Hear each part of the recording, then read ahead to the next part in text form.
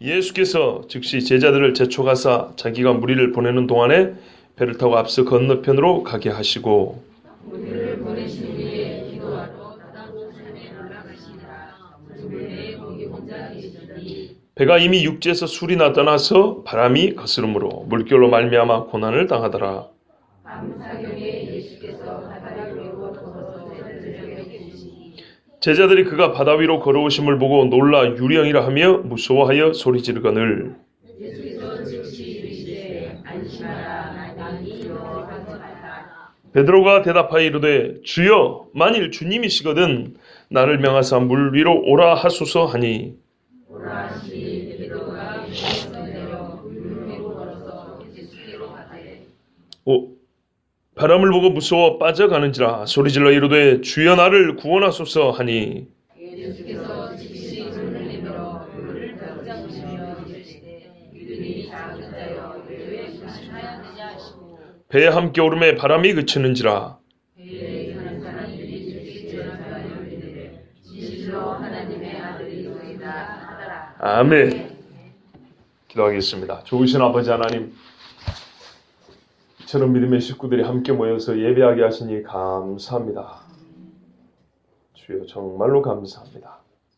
특별히 젊은 자들에게 젊어서부터 여호와 하나님을 예배하게 하여 주시고 주의 말씀을 듣게 하여 주셨사오니 신비에 새겨진 이 말씀이 평생 힘이 되게 하여 주시고 또한 나이 들어 육신이 연약함도 불구하고 힘을 다하여 찬송한 자녀들에게는 그 호흡의 때를 길게 하여 주시며 호흡에 힘이 있어서 하나님을 늘 찬송하는 주의 자녀들이 되게 하여 주시옵소서. 이 시간 우리가 또한 아버지의 말씀을 듣습니다. 작은 종에게 큰 말씀을 주셨사오니 바다 위를 걸을 만한 믿음이 있는 말씀이 되게 하여 주시고 살아 역사하시는 주님께 경배하고자 하는 열망이 불타오르는 말씀의 시간이 되게 하여 주시옵소서. 예수 그리스도의 이름으로 기도하옵나이다. 아멘. 예수님이 오병이어의 기적을 행한 다음에 제자들을 보시면 즉시 재촉하사 배를 타고 건너편으로 가라 그랬어요. 뭐가 급해서 그랬을까요? 뭔가 급한 일이 있었어요. 왜냐하면 지금은 저녁이거든요. 그렇죠. 오병이어의 기적이 언제 일어났습니까? 저녁밥 먹을 때입니다. 그러면 저녁밥 먹고 지금 쉬어야 되는데 예수님이 뭐가 급해서 본문의 말씀대로 재촉해서 즉시 얘들아 빨리 배를 타고 와라 그랬습니다. 왜 그랬을까요? 요한복음 6장에 동일한 사건이 있는데요. 샴비 잘 들으라.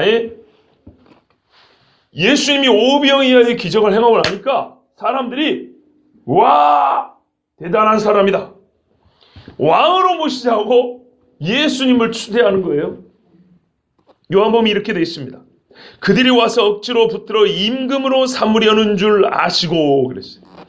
주여. 여기는 베세다입니다. 베세다는요.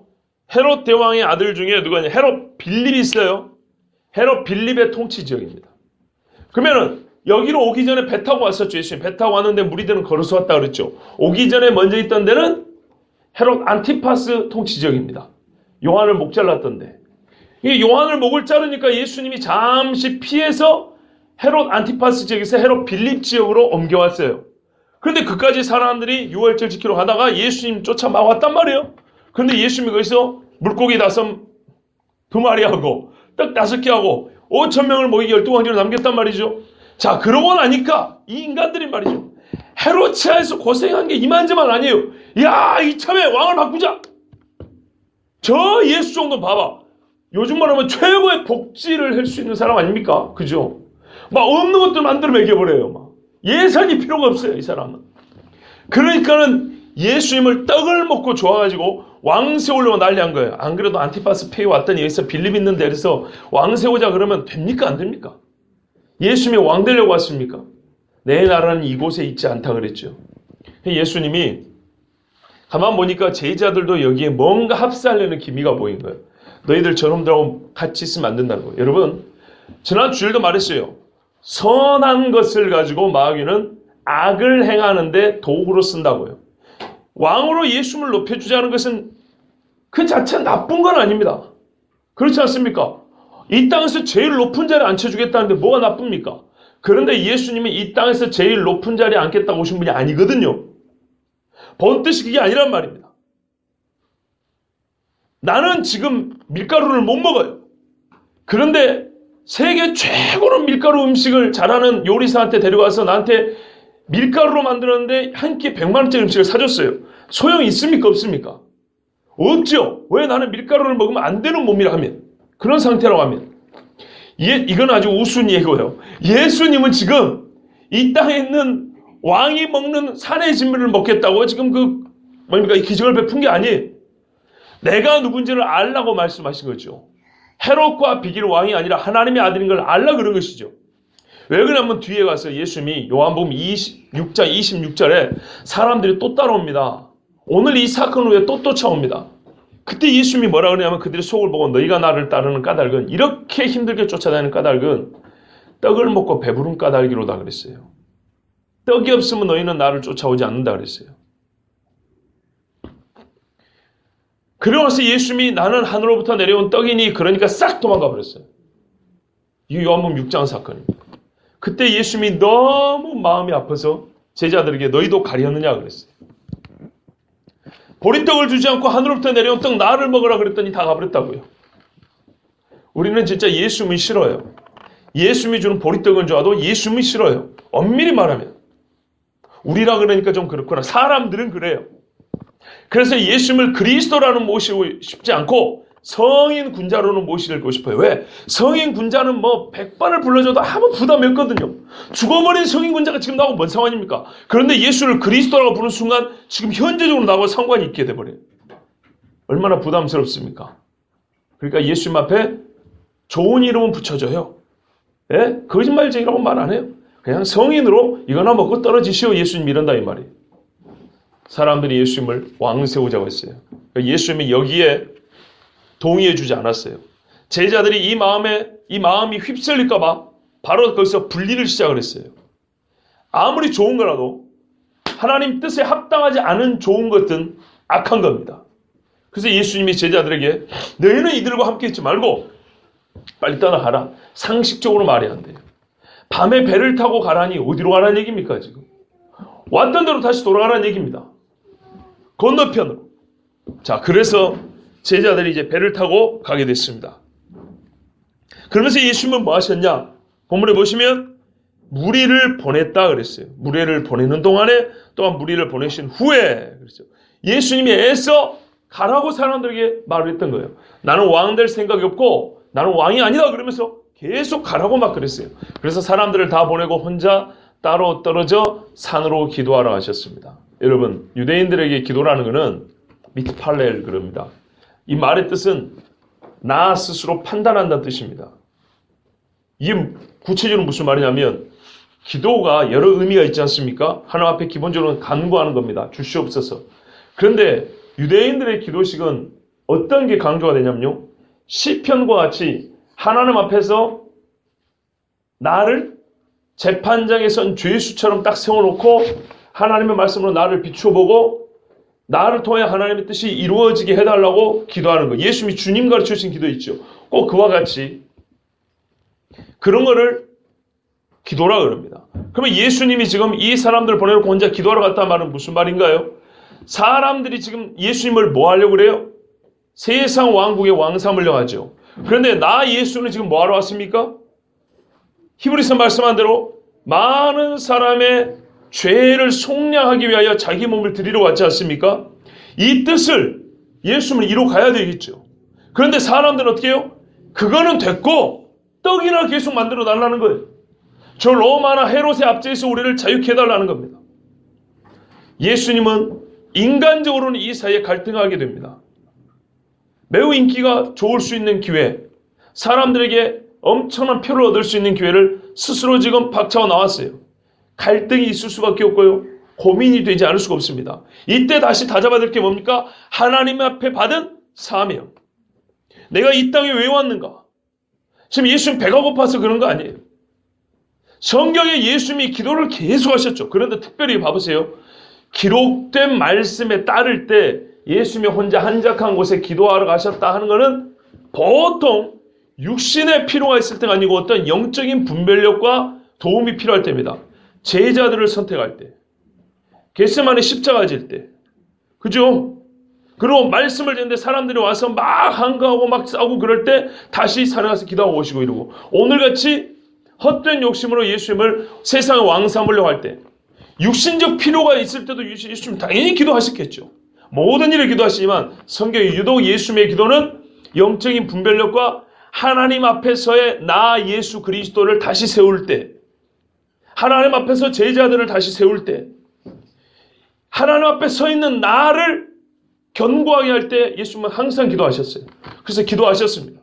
그리고 기도할 능력은 없지만은 저들에게 휩쓸 맞는 제자들은 어떻게 해요? 요셉이 보디발의 아내를 놓고 떠난 것처럼 떠나가라 그랬어요. 이 두 가지가 필요합니다. 좋다고 다 좋은 게 아니에요. 떨어질 능력이 없으면, 분별할 능력이 없으면 가라 하면 떠나가는 것이 옳은 것이고요. 분별할 능력이 있으면 가서 기도하시는 겁니다. 예수님을 위해 기도했습니다. 자, 그런데 문제가 일어났습니다. 다 아시다시피 제자들이 이제 배를 타고 가고 있는데, 자, 말씀을 보십시오. 저물매 거기 혼자 계시더니 예수님이 밤이 깜깜할 때까지 기도하고 있었어요. 이때가 언제까지인지는 뒤에 보면 나옵니다. 자, 배가 이미 육지에서 수울이나 떠나서 그랬어요. 수울이 한국식 표현이죠. 상당히 많이 떠나서 바다 가운데 있었다 이런 말입니다. 즉 이제는 돌아오기도 그렇고 가던 길을 가기도 그렇고 참 애매한 지경에 빠졌다 얘기입니다. 순풍이 불었으면 문제가 안 되는데 문제는 뭐죠? 딱 가운데 있는데 바람이 거스름으로 물결로 말미암아 고난을 당하더라. 여러분, 파도는 바람 때문에 생긴다고 그랬습니다. 파도는 바람 때문에 생깁니다. 이 지역이 어떻게 되어 있냐면, 저를 봐보십시오. 예수님이 있는 데가 이게 벳세다 이 동네입니다. 이 동네. 예수님이 가라고 한 동네가 어디냐면, 여기가 가버나움, 조금 밑에가 게네사렛. 보십시오. 가버나움, 그 다음에 어디요? 게네사렛. 그런데 재밌는 거는 요한복음에는 가버나움으로 갖다 돼 있고, 마태복음 요 뒤에 34절 봐보세요. 그들이 건너가 게네사렛 땅에 이르며 이렇게 돼 있죠. 요한복음에는 그들이 예수님을 찾았대요. 어디 가셨어요, 예수님? 제자들이 어저께 우리 막 보낼 때 배 타고 가는 거 봤는데. 그죠? 근데 예수님이 가라 그랬단 말이에요. 근데 예수님이 배는 없는데 어디 가셨을까 하고 막 찾아다녔대요. 제자들이 배 타고 온 건 봤대요. 배 타고 어디 가서 방향을 보니까 가버나움 쪽으로 가는가 보다 하고 가버나움에 가지고 사람들이 막 예수님을 찾았어요. 그럼 무슨 일인가요? 지역이 달라요. 벳세다, 가버나움, 게네사렛. 거리가 거의 2배 됩니다. 성경이 거짓말하는 건가요? 아니에요. 성경은 가버나움으로 갔다고 말하고 있는 거예요. 가버나움으로. 가버나움입니다. 왜냐하면 여러분, 저를 보세요. 밤에 밥을 먹고 예를 들어서 한 7시에 출발했다 해보자고요. 예를 7시에. 사람이 노를 지어 갑니다. 아니면은 바람에 이렇게 도철달아갑니다. 어느 정도인지 모르지만 한 가네사렛 정도 가려면 10km가 넘습니다. 거리가. 지금 우리로 말하면 한 30리 됩니다. 30리. 여기까지 가려면 시간이 어림잡아 3시간 정도 걸린다고 봐야 됩니다. 노를 젓고 하면 3시간 넘게 걸립니다. 가버나움은요 2시간 안에 들어갈 수 있습니다. 예수님이 지금 저녁에 쉬어야 될 때 아닙니까? 옛날 사람들 9시도 안 돼 자는데 건너가려면 저 멀리 12시나 돼야 도착할 때로 가라 그러겠습니까? 밤이면 더 늦을 거 아닙니까? 방향도 잘 못 잡을 것이고, 그렇죠? 아무래도 조심스럽습니다. 시간이 많이 걸립니다. 그러니까 가까운 가버나움 건너편으로 가라는 게 맞습니다. 그러면 마태복음의 게네사렛은 뭐냐? 여러분 성경은 모순이 없어요. 잘 보세요. 34절 봐보세요. 게네사렛이라고 되어 있습니까? 예? 게네사렛 땅이라고 되어 있죠. 무슨 말입니까? 게네사렛 도시를 말한다기보다는 우리로 말하면 게네사렛 지역을 말하죠. 예를 들어볼까요? 제주도하고 제주시는 다르죠. 그죠? 제주도는 섬 전체고 제주시는 제주도 안에 있는 하나의 도시죠. 그죠? 제주로 가라 그랬다 그러면 어떻게 돼요? 제주시일 수도 있고 제주도일 수도 있죠. 범위가 완전 차이가 납니다. 게네사렛 도시가 아니고 게네사렛 땅이에요. 아시겠죠? 게네사라고 부를 수 있는, 말하자면 제주시를 말하는 게요, 제주도를 말하는 거라고요. 그러니까 이 제주도 안에 제주시가 있고 서귀포시가 있는 것처럼 게네사렛이라는 대지역 안에 게네사렛이라는 도시가 있고 가버나움이라는 도시가 있고, 이해되시죠? 그러니까 어렵지 않아요. 자, 가버나움으로 가라 그랬단 말이에요. 자, 가고 있습니다. 여기까지는 거리가 한 4km 정도 돼요. 배를 타고. 그러면은 이들이 배로 가다가 중간에 딱 머물렀다는 얘기야. 한 5리, 그러니까 술이죠. 10리가 안 되죠. 그죠? 한 2, 3km 가다가 못 가고 지금 있는 거예요. 2, 3km면 노를 져, 밤에 노를 져도 1시간이면 갈 수 있는 거리입니다. 근데 1시간이면 갈 수 있는 거리를 못 가고 거기서 계속 고생을 하고 있대요. 왜요? 바람이 거스르기 때문에. 무슨 말이냐면 바람이 막 부딪혔다 이 말입니다. 바람이 마주보고 치고 있는 거예요. 마주보고. 이 돛을 잘 활용하는 사람들은 바람이 마주보고 가도 돛을 잘 놓으면 이 바람을 돌려가지고 배를 앞으로 가게 만듭니다. 순풍 때보다는 빠르지 않아도 앞으로 갈 수 있게 할 수 있습니다. 그런데요, 지금 노를 전다고 한번 생각해보세요. 그러나 파도가 세고 바람이 세면은 어떻게 되냐? 앞으로 못 갑니다. 지금 그런 상황입니다. 조그만 배로 가는데 그렇게 어려워서 배가 못 가고 그 자리에서 빙글빙글 도는데요. 여기 우리가 상상력을 좀 보태야 됩니다. 빙글빙글 돈다 그러니까는 잔잔한 물에서 돈다는 게 아니고 파도가 배를 던져버리는 거예요. 저리 가야 되는데 파도가 이쪽으로 던져버리고 여기서 저리 가려면 다시 이렇게 던져버리고 난리를 치는 겁니다. 배가 파도 밑에 들어갔다 나왔다 들어갔다. 아, 정말 이걸 실제로 경험을 시켜줬으면 좋겠는데 언제 폭풍 집어내릴 때 저희 섬에 한번 가실랍니까? 좀 표현이 속되지만 아마 기저귀를 차고 가야 될 것 같습니다. 거짓말 아닙니다. 옛날 학교 선생님, 아가씨 선생님들은 오줌을 질질 쌌어요. 매우 속된 표현이죠. 그러나 육감적으로 확 와닿죠. 창피한 게 어딨어요. 곧 죽어가는데.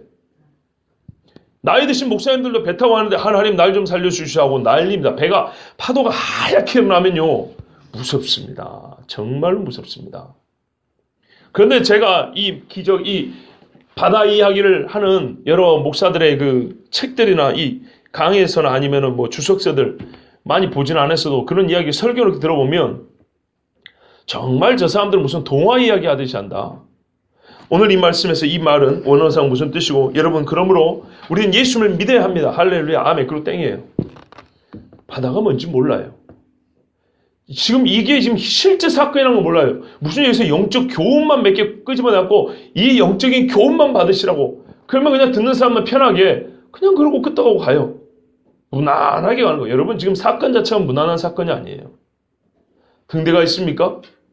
엔진이 있습니까? 사람 손으로 파도를 이겨야 되는데 바람이 너무 세가지고 배를 던져버린다고요. 진짜 날리는 거 보셨어요 여러분? 파도 위에 배가 이렇게 올라가잖아요. 이렇게 툭 올라갑니다. 차고 넘어가야 되는데 툭 차고 올라간 순간 바람 밀어갖고 휙 돌아가 버려요. 뻥 이렇게 갑니다.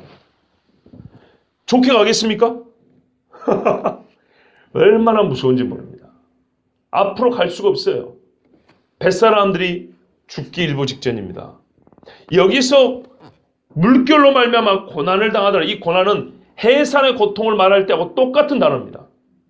자, 그러면 조금 감이 와닿으시죠? 애기 날 때 애가 막 나오려 할 때 죽을 것 같아요. 제가 경험해보지 않다 옆에서 보니까 그런 것 같더라고요. 바로 그 고통스러운 거예요. 이러지도 못하고 저러지도 못하고 이사야서에 보면은 애가 나오려고 하는데 힘이 없어서 엄마도 애도 다 죽게 생기는 상황이 나옵니다. 해산하려 하나 힘이 없으면 그러면 어떻게 돼요? 진짜 다 죽는 거죠.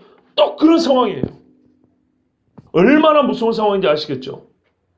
밤에 잔잔한 바다에 배를 타도 무섭습니다. 바다가 새까맣게 무섭거든요. 그런데 구름을 끼고 파도가 치고 바람이 불어서 배를 이리저리 던져버린다. 그러면은 이거는 진짜 죽는다고 생각해야 됩니다.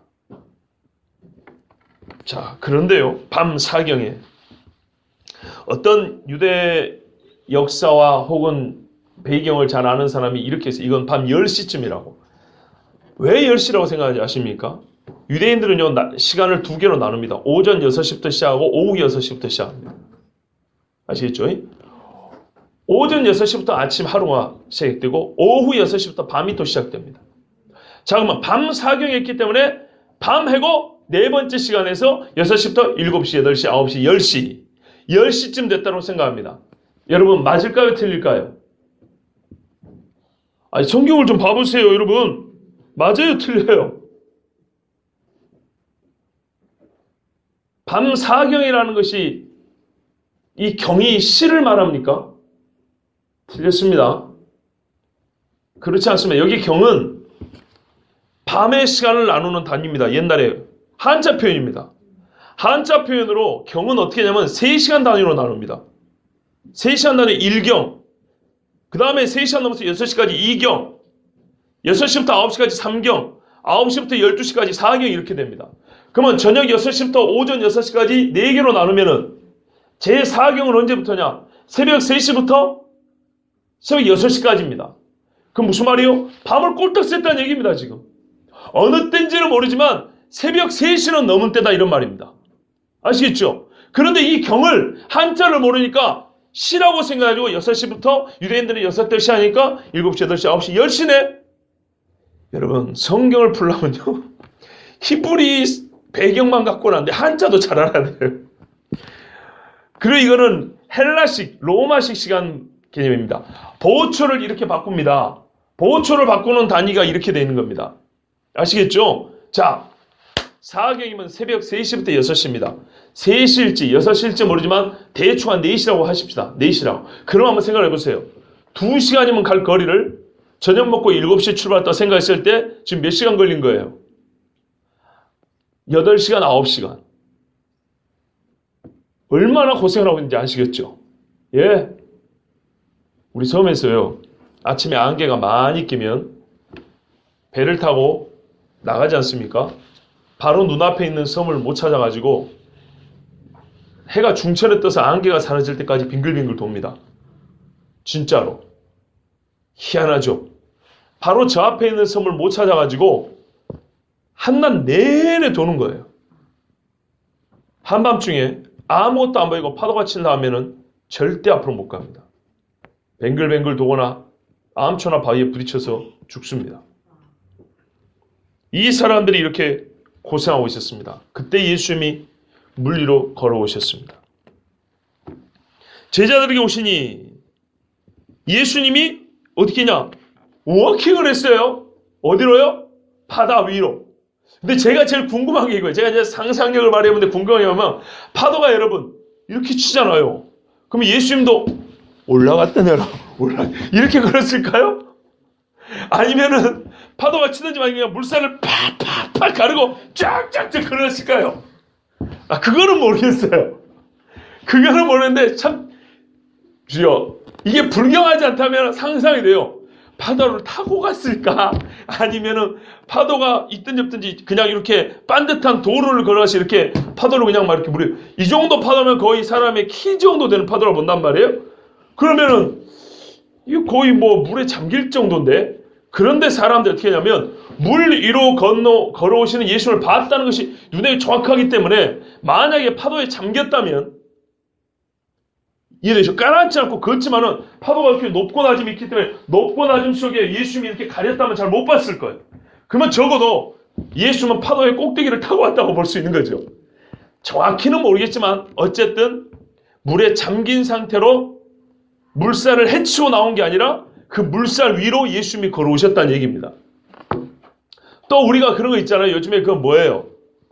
그 자동으로 그걸 뭐라고 부르죠? 공항 가면 있잖아요. 무빙 워크라고 하던가? 그렇죠. 그럼 예수님은 귀신처럼 제가 가만히 있는데 쑥 갔다는 얘기인가요? 이렇게 쑥? 이것도 아니에요. 분명히 걸었다 그랬어요. 분명히 걸었어요. 자, 이거를 보고 사람들이 무서워가지고 우와 소리를 질렀어요. 기겁할 이야기죠. 실제로 저희 섬에 제 기억이 맞다면 우리 섬에 가면은 저희 아버지 말고 또 건장한 장로님 한번 모셨죠. 체격 좋은 장로님 한분 계세요. 지난 여름에 보셨을 건데 이분이 해병대 하사관 출신입니다. 우리 섬에서 제일 무지막지한 사람이고요. 여수에서 우리 섬까지 직선거리 16km, 옛날에 노적기 대회 2관왕입니다. 젊을 때 1등이에요. 얼마나 힘이 좋은지. 자기 형님도 군 장교 출신인데 형을 죽여버린다고 옛날에 예수 안 믿을 때요. 술 먹고 동네를 돌아다니면 온 집이 문을 잠궜어요. 저도 어릴 때 그 장로님 이름이 문제자 평자 문제평 장로님인데 제가 어릴 때 그랬어요. 제평이 온다. 그래서 설인데 술 먹고 온 섬을 막 표현이 그렇지만 그분을 딱 삼손 영화 찍을 때 캐스팅해도 괜찮겠다 할 정도로 그런 몸이에요. 그런데 그분에게 어떤 일이 있었냐? 옛날에 우리 섬에 도로가 안 좋을 때 산에 흙길 이렇게 지나오는데 오토바이가 차를 타고 이렇게 오는데요. 앞에서 허연 거의 훅 지나갔대요. 오토바이를 타고 가네. 오토바이 타는데 앞에서 허연 거의 훅 지나니까 거기서 사고가 난 거예요. 자빠져버린 거예요. 무서워서 하고 거예요. 이러면 뭐 할 건데요? 예? 앞에서 허연 거의 슉 지나가도 뒤집어져 버리는데 이거 뭐 할 건데 이러면은. 여러분 믿음이 있으면 조금 이거 귀신이 있어도 안 두려운데 믿음이 없으면요 뭐가 하나 휙 날아가도 그냥 뒤집어 난리가 나는 겁니다. 실제 얘기라는 거예요. 저는 성경 읽을 때 참 재밌어요. 왜냐하면 이 시골에서 보면 대충 본 일들이 많이 나와요. 우리 섬에서 최고로 건강하고 한 번도 안 쉬고 16km 여러분 16km 바다에서요 노를 져가지고 2년 연속 1등을 했던 그 건장한 사람이 예? 앞에서 허연 것만 하나도 확 뒤집어져가지고 거기다가 오토바이 시동이 안 걸려 와 도망을 왔다는 거예요. 얼마나 우습습니까? 근데 이게 연약하기 그지없는 인간이에요. 자, 뱃사람들이 바다에서 잔뼈가 굵었어요. 그러면 뭐 할 건데요? 지금 앞에서 헌 사람이 하나 걸어오는데 어쩔 거예요 지금? 진짜 기겁을 한 겁니다. 자, 그런데요. 이 부분을 가지고 또 소위 많이 배운 사람들이 뭐라고 푸냐? 옛날에 메소포타미아 지역에 바다에 용이 있다 이런 말이 있어요. 그 무슨 말이냐면 옛날 고대 중동의 신화에는 바다란 흑암의 세력이요 어둠의 힘을 상징한다는 거예요. 문학적으로. 근데 예수님이 지금 바다 위를 걸으셨잖아요. 이게 무슨 말이에요? 예수님은 어둠을 지배하시는 분. 예수 그리스도는 바다의 티아맛이라고 그래요. 메소포타미아 신화에 티아맛이라고 헬라에는 뭐라 그래요? 포세이돈. 로마에는 넵튠이라고 그러죠. 바다의 신들이 있어요. 이 바다의 신을 지배하는 예수입니다 하는 거예요. 이거 종교적으로 해석하는 것이지 실제로 생각하는 건 아니에요. 실제로 있으면 바다를 걸었다는 게 아니에요. 우리가 믿는 신은 바다의 신을 지배하는 신이라고 이렇게 의식을 한다는 것이지 실제로 예수님을 바다에 건네 별로 관심 없어요. 꼭 그렇게 풀어요. 그 무슨 말이냐? 제자들이 지금 볼 때 말이죠. 바다에는 새까만 신들이 있어요. 더러운 신들이 있는데 혹시 그것이 물 위로 나와가지고 우리에게 지금 오고 있는 게 아니냐 하는 그런 공포심을 줬다는 거예요. 그런데 예수님은 제자들에게 말하기를 그 바다 속에 있는 귀신이 아니고 그 바다를 다스리는 예수다 하고 자기를 그렇게 보여줬다는 겁니다. 여러분 어둠을 다스리는 예수님이란 말은 틀린 건 아니지만 여러분 그렇게 해서 어떻게 돼요? 예수님이 진짜로 바다를 걸은 것은 중요하지 않아요. 우리가 믿는 의식, 우리 머릿속에 있는 예수는 누구냐? 부활하지 않아도 중요하지 않아요. 부활한 예수로 내가 믿고만 있으면 되는 거죠. 바다를 직접 걸은 게 문제가 아니에요. 유대인들이 믿은 그들의 신은 어둠의 신을 지배하는 신으로서 예수를 믿은 거다. 이런 하나의 지식으로 끝나버리는 거예요. 그렇게 가르칩니다. 그런 인간들은 뭐하러 신학교 가는지 모르겠어요. 귀신을 안 봐서 그래요. 진짜 하나님께서 그들 눈앞에 한번 허연 게 확 지나게 했으면 좋겠어요. 그냥 정신 번쩍 차리게. 귀신이 뭔지 몰라요. 바다가 얼마나 무서운지 모르고 진짜 우리가 인생도 곱게 큽니다. 그 사람들 신학 공부를 너무 곱게 했어요. 성경을 너무 곱게 봐서 그래요. 진짜로 무서웠습니다. 그래가지고 소리를 질렀어요. 어른들이 소리 지르고 얼마나 웃기는가 한번 생각을 해보세요. 우리가 보면 웃기지만은 이 사람들은 진짜 창피한 것이 없습니다.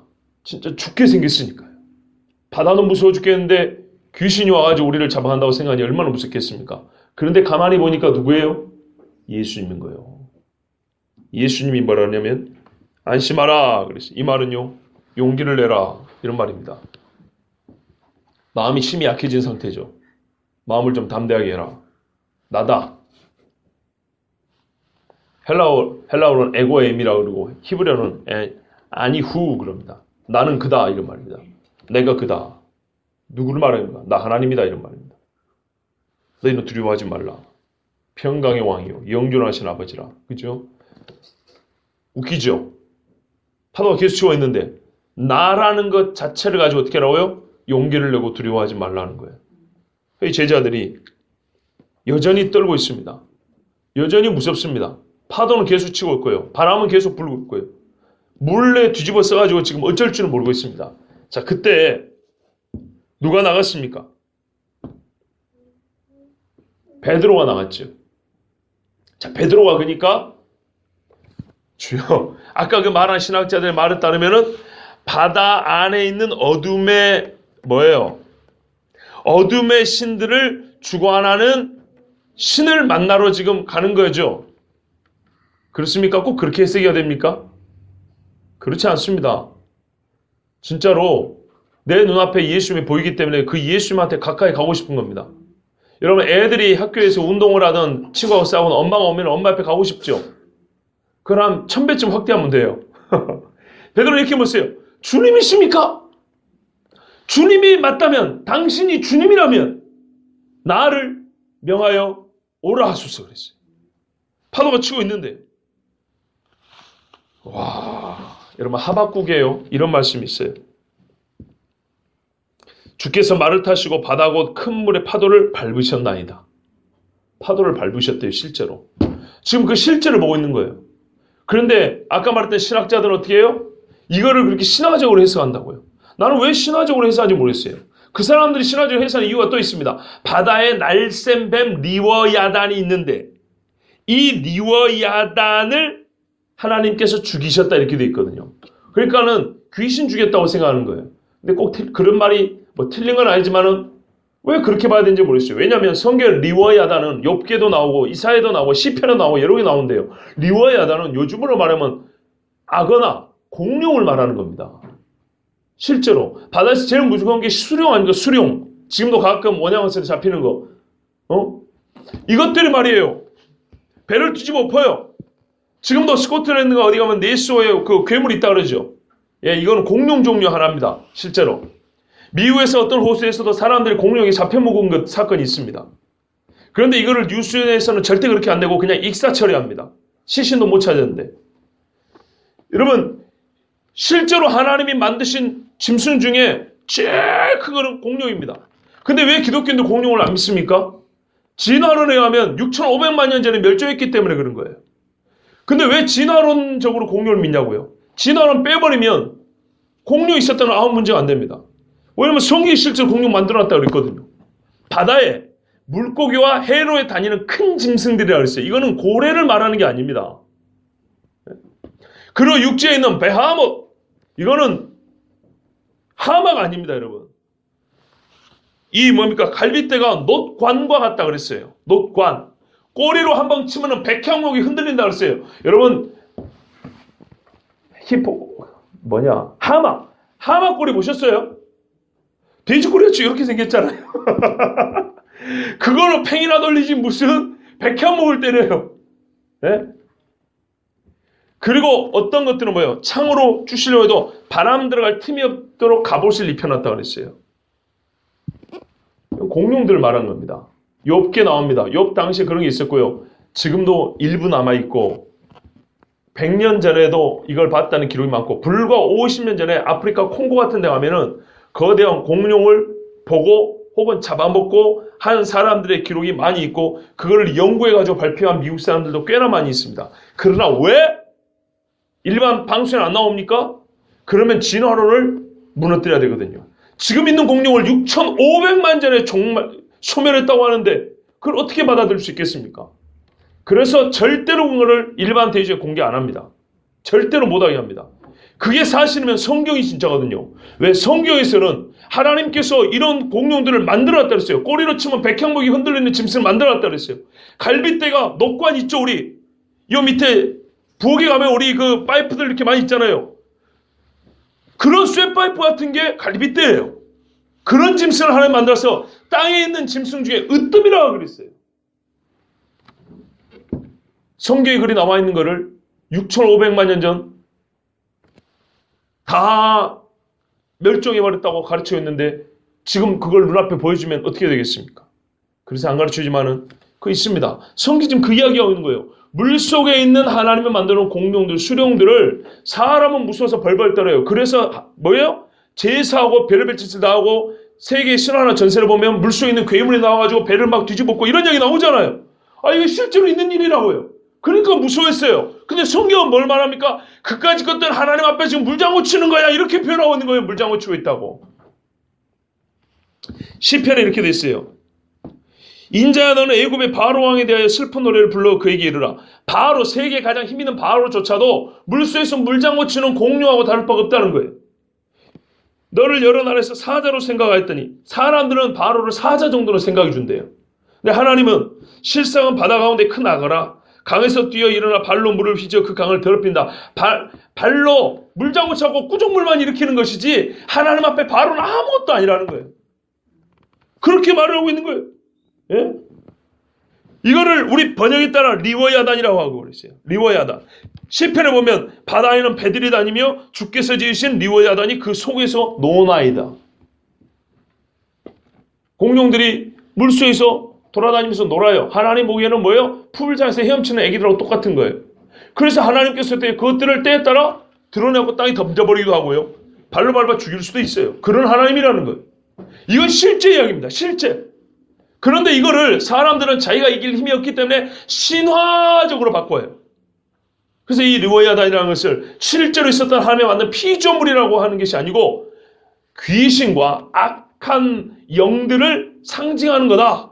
그래서 예수님이 지금 바다를 밟고 오셨다는 것은 악한 영을 질밤다는 것이다. 영적 의미가 그렇다. 그까짓 것 실제가 아닌 영적 의미 찾아서 뭘 거냐 이 말이에요. 그게 아니에요. 진짜로 하나님께서 큰 파도를 밟고 오신 거예요. 말씀이 실제예요. 실제. 실제니까 베드로가 나를 명하여 오라 하소서 하고 나아갔습니다. 근데 또 어떤 분이 이렇게 설교를 하더라고요. 여러분 배 밖으로 나오세요 그래요. 제가 옛날에 들었어요. 배 밖으로 나오십시오. 왜요? 배 밖은 안전하고 배 안은 위험합니다. 위험한 곳에서 안전한 곳으로 나오세요 그랬어요. 여러분 배 안이 안전합니까? 배 밖이 안전합니까? 적어도 배 안이 안전합니다. 진짜입니다. 봐보세요. 좀 이따가 베드로가 바람이 부니까 무서우니까 어떻게 한다? 바다에 빠져가는지라. 그 다음에 7시간 8시간 배 위에 있을 때는 그래도 적어도 빠지진 않았거든요. 무서워도 안 빠졌는데 지금 배 밖으로 나가니까 무서우면 쫄쫄쫄 들어가요. 빠져 죽어요. 그런데 이거야말로 탁상공론식으로 성경을 보는 겁니다. 어떻게 해서든지 무슨 영적 교훈을 뽑아내야 될 것 같으니까 예수님 밖에 있겠다 그러니까는 예수님께로 나오시고 막 뽑아내는 게 막 바쁜 것인데 그렇지 않아요. 베드로는 지금 죽음을 무릅쓰고 나간 겁니다. 안전한 게 아니고 위험을 무릅쓰고 나간 거예요. 왜요? 주님이 저기 계시잖아요. 그죠? 주님이 저기 계시기 때문에 실제로 지금 파도는 멈추지 않았어요. 배 밖으로 파도가 이렇게 계속 치고 있어요. 그런데 왜 그래요? 주님 앞에 가고 싶어서 그런 거예요. 주님의 그 신적인 권능 안에 내가 한번 들어가 보고 싶어요. 그걸 맛보고 싶은 거예요. 그래서 베드로가 나를 오라 하소서 해서 베드로가 나왔어요. 근데 성경이 이렇게 구분합니다. 예수님은 바다 위로 걸어오셨고 베드로는 물 위로 걸었다 그럽니다. 봐보세요. 26절에 제자들이 그가 바다 위로 걸어오심을 보고 그 다음에 28절은요. 물 위로 오라 하소서. 29절에 물 위로 걸어서 실제로 원문도 이렇게 되어 있습니다. 같은 게네사라 호수인데 왜 예수님은 바다라 그러고 왜 베드로는 물이라 그랬을까요? 똑같은 물은 물이죠. 그죠? 그런데 예수님은 이 바다의 무서움을 어떻게 해요? 아무것도 아닌 걸 짓밟고 가시는 분이고 인간에게 물을 걷는다는 것은 불가능한 일이잖아요. 그 초자연적인 일을 강조하려고 한 겁니다. 예수님에는 그 권세를 말한 거고 인간에게는 불가능한 일이 지금 가능했다는 거예요. 이것을 보라는 겁니다. 물 위로 사람이 걷는다는 거예요. 똑같은 지금 바다인데요. 그렇게 표현한 거예요. 자, 물 위로 걸어갑니다. 근데 왜 걷게 됐습니까? 예수님이 오라 하니까. 예수님의 능력 안에서 걷게 됩니다. 자, 걸어가고 있는데 베드로가 물에 빠져들어갑니다. 왜 빠지게 됐습니까? 좀 성경을 보고 대답을 좀 해주세요. 주여. 왜 빠져갔어요? 물에서. 아니, 뭐가 무서운데요? 바람을 보고 무서워 그랬어요. 바람을 보고. 아까 예수님을 보고 무섭다는 거는요, 예수님이 크게 보였거든요. 로아흐 르바임이라고 그랬습니다. 영은 영인데 큰 영으로. 우리 안악자손 있죠? 신명기 보면 안악자손, 레필임 후손 있죠? 그거를 이르기를 에밈이라고도 부르고 르바임 족속이라고 부른다고 그랬어요. 그러니까 예수님이 물리를 걸어오는데 영으로 보이는데 크게 보였다는 거예요. 큰 영으로 보였다는 거예요. 이게 말하자면 보기에 진짜 거인으로 보였다는 뜻일 수도 있고 아니면 영적으로 인간이 아닌 어떤 신적으로 보였다 이런 말입니다. 그래서 유령이라고 했다는 거예요. 자, 그래서 무서워했는데 지금 베드로가 여기서 무서워하는 건 뭐냐면 바람을 보고 무서웠다 그랬어요. 주여. 여러분, 바람이 불면 베드로가 휘청했겠죠. 그죠? 휘청하는데 곧 파도가 세게 올 것도 예상이 돼 있겠죠. 그때 베드로가 그러면은 아마도 이랬을 것 같습니다. 바람이 세게 불어 계속 오니까 몸이 흔들흔들 할 거란 말이에요. 두 발로 서서 하는 것까지는 안심이 있지만 혹 넘어지면 이 짚었는데 혹 들어가면 어떻게 할 거예요? 뭔가 베드로가 이래서 의심을 했습니다. 그래서 참 중요한 말씀입니다. 본문이 말하는 의심하다는 말은 두 가지라는 말에서 왔습니다. 두 가지. 네 마음이 두 가지로 나뉘어졌구나 이런 말입니다. 예수님의 책망을 들어보십시오. 믿음이 작은 자여 왜 의심하였느냐 그랬어요. 여러분 성경에서 말하는 믿음은요. 많고 적은 이야기가 아닙니다. 있으면 있고 없으면 없는 겁니다. 17장에 가면 이런 말씀이 있어요. 너희 믿음이 겨자씨만큼만 있어도 요만큼만 있어도 산을 여기서 저기로 옮기라 해도 옮겨진대요. 그러면 지금 뭐예요? 지금 이 이야기는. 믿음이 보인다는 얘기예요? 안 보인다는 얘기예요? 안 보인다는 얘기예요? 안 보인다는 얘기예요? 겨자씨를 말하는 거는 있음과 없음의 차이를 말해줄 수 있을 정도의 크기입니다. 이거는. 무슨 뭐 사과만 하면은 수박만 하면 이게 아니고요. 겨자씨만 하면. 그러니까 있기라도 한다면 산이 옮겨진대요. 근데 이 사람이 지금 믿음이 적었다 그러죠. 완곡하게 표현한 겁니다. 어찌 여러분 믿음과 의심이 공존할 수 있겠습니까? 공존 못합니다. 예수님이 의심했다 그랬어요. 완곡하게 표현해서 네가 왜 믿음을 버렸느냐 이런 말이에요. 믿음을 버리고 왜 의심했느냐? 의심의 말은요. 왜 마음이 나뉘었느냐? 처음부터 예수님을 안 믿은 게 아니고 예수님이 저기 계신다 알고 내가 물에 뛰어들었는데 그랬으면 그거를 쭉 믿고 나가야지. 왜 중간에 마음이 나느냐 이런 말이에요. 내일 히브리서 오늘날도 그렇고 내일 아침에 들을 말씀이 그거죠. 배도 이야기입니다. 예수님의 말씀이 그 말이에요. 나를 보고 왔으면 한 방향으로 나오기 시작했어. 걷기 시작했으면 쭉 가야지. 왜 가다가 네 마음이 두 갈래길로 나뉘느냐? 믿음이 없는 자야. 이런 말입니다. 그럼 어떻게 됩니까? 빠집니다. 예수님 눈앞에 주고 여기서 빠집니다. 그때 사는 방법은요. 누구든지 주 예수를 부르면 구원을 얻으려 하죠. 그래서 주님 나를 구원해 주세요 하고 베드로가 소리치니까 예수님의 손을 쫙 잡아서 끌어올립니다. 여러분 믿음은요 양의 문제가 아니고 존재의 문제인데 주님을 향한 믿음이 다른 데로 나뉘면 예수님은 그것을 불신, 의심이라고 합니다. 그러면 반드시 물에 빠집니다. 배에 함께 올랐습니다. 예수님과 베드로가 함께 오르고요. 바람이 그쳤습니다. 그 무슨 말입니까? 파도도 그쳤다 그 말입니다. 바람이 그치고 파도가 그쳤습니다. 그때 이 사람들이 예수님 앞에 절을 했습니다. 그런데 오늘 말씀에 빠진 게 하나 있습니다. 뭐냐면 그들이 나왔다입니다. 더 나왔다. 오늘 왜 이 번역을 빼놨는지 모르겠어요. 배가 조그만하니까 그냥 뭐 저기 있으나 여기 있으나 큰 차이가 없는 것 같지만 그렇지 않냐고 예수님의 배에 오르자 배 한켠에 있던 사람들이 한 발자국이라도 예수님 쪽으로 몸을 돌려서 이제 배를 살리려고 애를 쓰지 않고 예수님 쪽으로 서 예수님 앞에 이렇게 가까이 왔다는 얘기입니다. 그럼 봤겠죠? 그리고 경배했다 이 말입니다. 경배하면서 하는 말이 당신 여기 또 빠졌어요. 당신은 진실로 하나님의 아들이십니다. 이렇게 말했어요. 바로 당신은 진짜 하나님의 아들이십니다. 그랬어요. 자 여러분 오늘 이 말씀을 우리에게 기록해주고 가르쳐준 이유가 어디 있다고 생각하십니까? 첫 번째 2000년 전 갈릴리 밤에 밤바다에 때없는 풍랑이 일어나서 제자들이 죽어갈 때 예수님께서 다가오셔서 그들을 살려주려고 오셨고 실제로 그들을 풍랑수에서 살려주셨다는 겁니다. 실제입니다. 엊그제 우리 지난주 오병이어 들은 것처럼 이건 실제 사건입니다. 문학적으로 신화적으로 해석해서 영적인 의미 무슨 영적인 교훈 몇 가지 끄집어내자는 게 이게 진짜입니다. 그럼 고민입니다. 지금 수많은 사람들이 바다에서 뛰어내리면 다 삽니까? 여러분 믿으십시오. 반드시 죽습니다.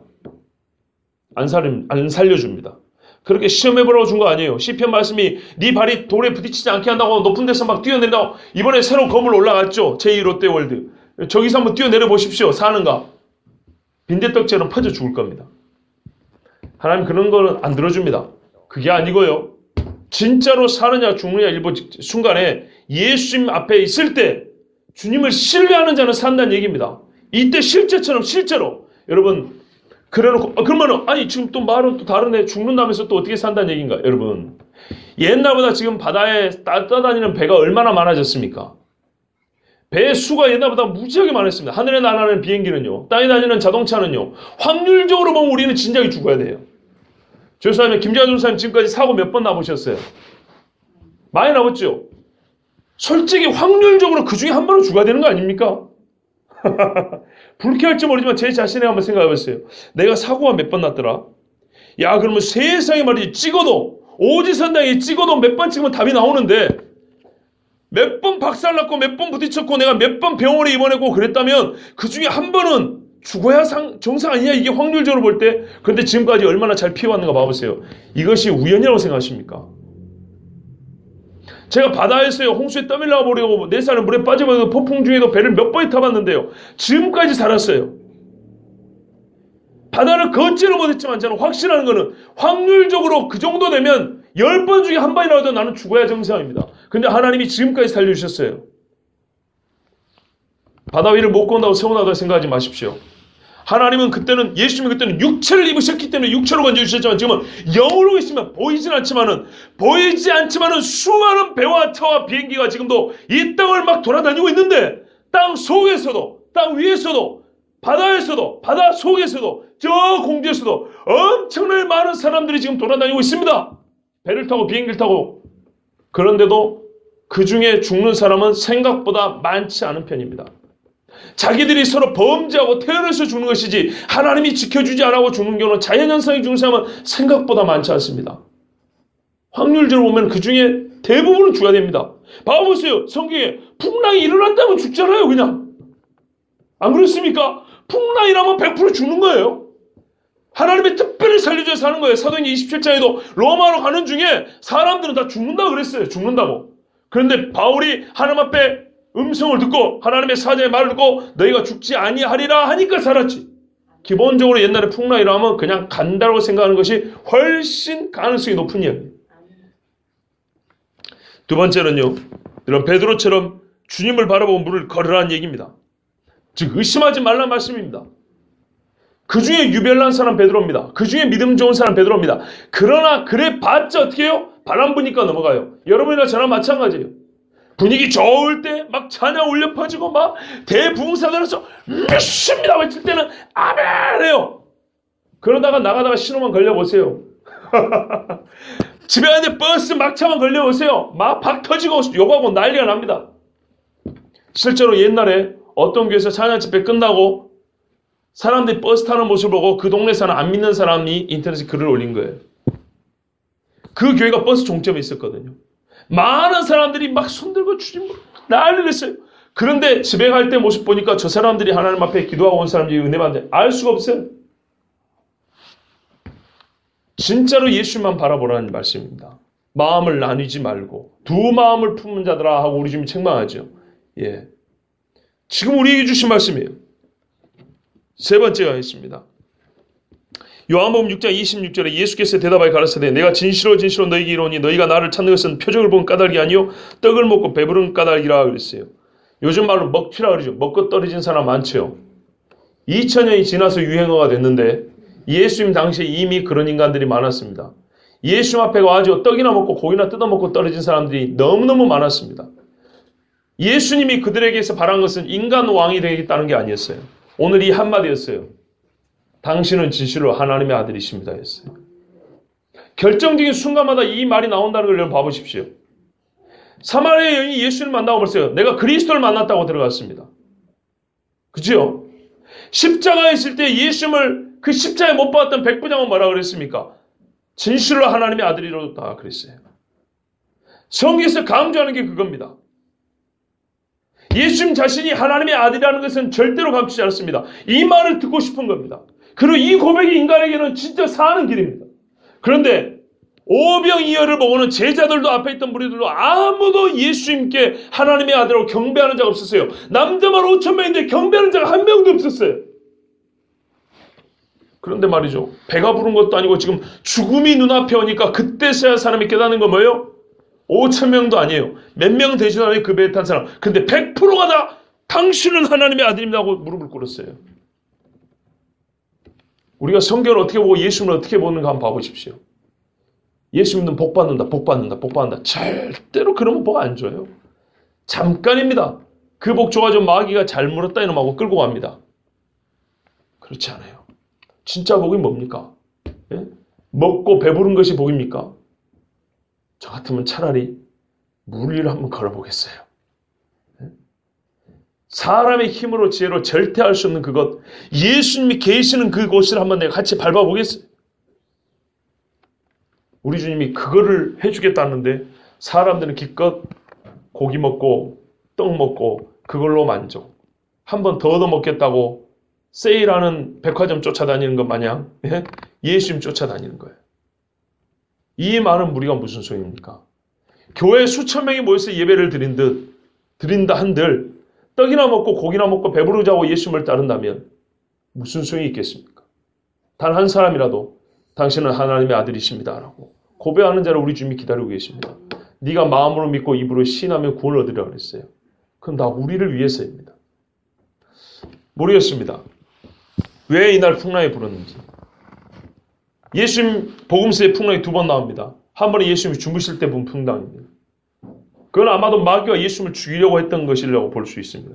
그런데 오늘 풍랑은 좀 다르다고 봅니다. 오늘 풍랑은 어떤 의미에서는 하나님께서 일부러 일으키시는 것이 아닌가 싶습니다. 제자들도 분별하지 못하고 세상 사람과 똑같이 떡이나 먹고 배불러서 우리 예수님 와 이 땅의 왕이 된다면 우리가 한 자리 좀 찾아야겠지. 이거는 십자가 지러 갈 때까지 그게 이 헛된 소망이 없어지지 않지 않습니까? 세베대 아들들의 어머니가 와가지고 하나는 오른쪽에 하나는 왼쪽에 똑같은 소리 하고 있지 않습니까? 그것을 깨주려고 한 것일지 모릅니다. 예수 내가 누군지 제일 중요한 것이 이것입니다. 우리는 그리스도인의 정체성을 말하는데요. 성경 그보다 더 강조한 게 뭐냐면 그리스도의 정체입니다. 그리스도의 정체. 내가 누구를 믿느냐는 거예요. 그를 믿는 나는 또 누구냐는 겁니다. 여러분, 성경은 말씀합니다. 예수 그리스도를 진실로 하나님의 아들로 믿으라고 말씀합니다. 그래서 오늘 말씀을 주셨습니다. 떡 먹고 배부른 것은 잠깐입니다. 그러나 그리스도를 하나님의 아들로 믿는다면 물리를 걷는 것뿐만 아니라 영생을 얻습니다. 반드시 고백이 저와 여러분이 있기를 바랍니다.